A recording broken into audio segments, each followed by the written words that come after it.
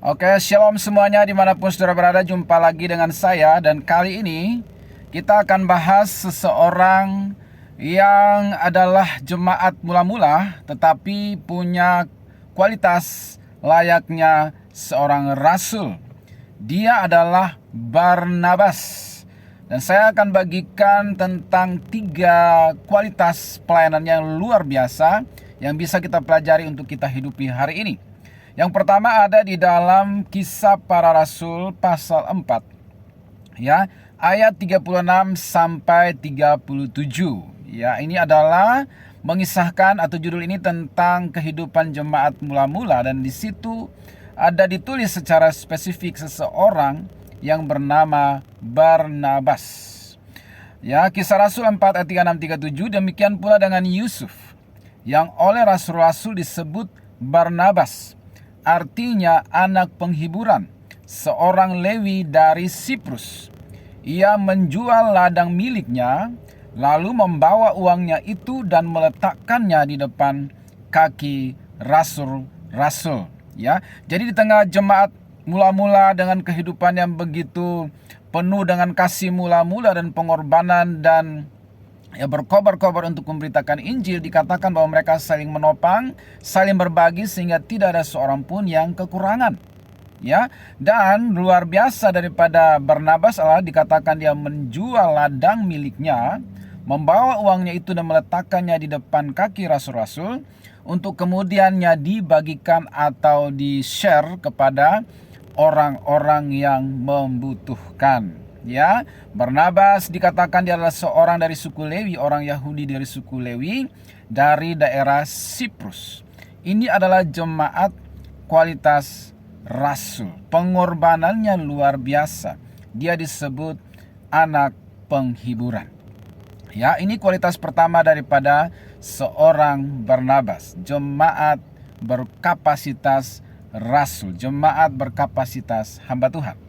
Ya, kemudian yang kedua, ya Bapak Ibu Saudara sekalian, yang kedua adalah ketika Rasul Paulus bertobat, ya, dia dalam perjalanan ke Damsyik, ya, kemudian dia berjumpa dengan Tuhan, ya, kemudian dia setelah itu langsung melayani di Damsyik. Kemudian orang-orang Yahudi di Damsyik berencana untuk membunuh dia karena mungkin dia dianggap seorang pengkhianat. Dulunya ada di pihak kita, kok sekarang memberitakan tentang Yesus. Sehingga dikatakan orang-orang di Damsyik, ya, ingin membunuh Paulus, tetapi dia diloloskan oleh murid-muridnya lalu pergi ke Yerusalem. Ya, itu tercatat dalam Kisah Rasul pasal 9 ayat khususnya ayat 26 sampai 27. Ketika Paulus sampai di Yerusalem dan ingin menggabungkan diri dengan murid-murid atau para rasul di sana, ya, dikatakan bahwa para rasul ini juga takut dan curiga, ya. Ayat 26. Setibanya di Yerusalem, Saulus, ya, mencoba menggabungkan diri kepada murid-murid, tetapi semuanya takut kepadanya karena mereka tidak dapat percaya bahwa ia juga seorang murid. Jadi ini dulu ibarat penganiaya umat Kristus, pembunuh umat Tuhan, bahkan Stefanus diraja mati, dia ada di situ dan setuju.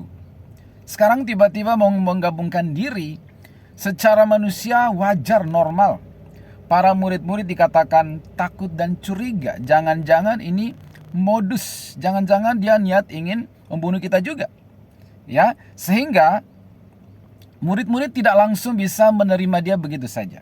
Ya, tetapi luar biasanya ayat 27, tetapi Barnabas menerima dia dan membawanya kepada rasul-rasul dan menceritakan kepada mereka bagaimana Saulus melihat Tuhan di tengah jalan dan bahwa Tuhan berbicara dengan dia, bagaimana keberaniannya mengajar di Damsyik dalam nama Yesus. Jadi Barnabaslah yang meyakinkan para rasul bahwa Saulus atau Paulus ini tidak sedang bersandiwara, tidak sedang bermodus untuk menyerang mereka, tapi benar-benar dia telah bertobat. Seseorang yang memberi rasa aman kepada petobat baru, yang care terhadap petobat baru, yang menanggalkan segala rasa curiga dan takutnya terhadap petobat baru, dan berhasil meyakinkan para rasul sehingga Paulus bisa diterima di kalangan para rasul dan kemudian bisa dengan leluasa melayani. Ya,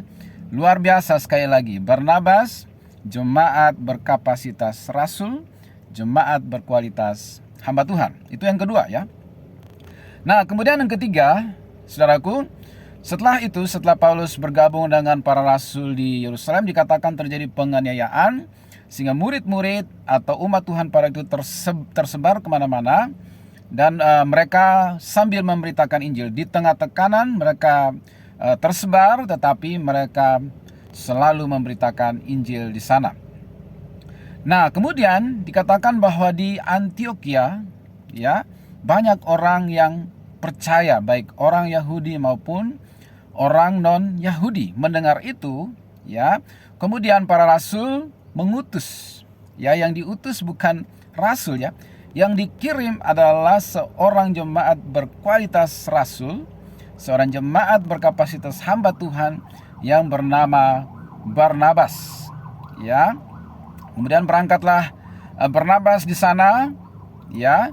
Di ayat Kisah Para Rasul 11 ayat 23 sampai 24, setelah Barnabas datang dan melihat kasih karunia Allah, bersukacitalah ia. Ia menasihati mereka supaya mereka semua orang-orang yang percaya di Antioquia tetap setia kepada Tuhan. 24, karena Barnabas adalah orang baik, penuh dengan Roh Kudus dan iman. Sejumlah orang dibawa kepada Tuhan. Luar biasa, 3 kualitas dan pelayanan daripada Barnabas yang luar biasa. Dia menjual harta miliknya, ditaruh di kaki rasul-rasul untuk saling memberkati dalam jemaat Tuhan. Ketika Paulus masih dicurigai, dia yang meyakinkan dan mendampingi Paulus sampai akhirnya dia diterima menjadi bagian dari para rasul. Ketika Injil berkembang di Antioquia, bukan rasul yang lain dikirim. Barnabas dikirim untuk menguatkan jemaat di sana, dan dikatakan dia adalah orang baik, penuh dengan Roh Kudus dan iman, sehingga sejumlah orang dibawa kepada Tuhan. Ya, jadi orang-orang dituntun kepada Tuhan karena kualitas kehidupan daripada Barnabas. Ya, dia seorang yang baik, penuh Roh Kudus, iman, sehingga orang yakin mengikuti seorang yang memberi teladan hidup yang luar biasa, ya, sehingga mereka dituntun kepada Tuhan. Semoga kita bisa belajar suatu kualitas hidup sebagai orang Kristen dari seorang yang bukan rasul, bukan berstatus rasul atau hamba Tuhan. Dia hanya jemaat biasa, tetapi punya kapasitas rasul. Jemaat biasa tapi punya kualitas hamba Tuhan. Itu jauh lebih penting daripada berstatus hamba Tuhan tetapi berkualitas jemaat. Semoga bermanfaat. God bless you.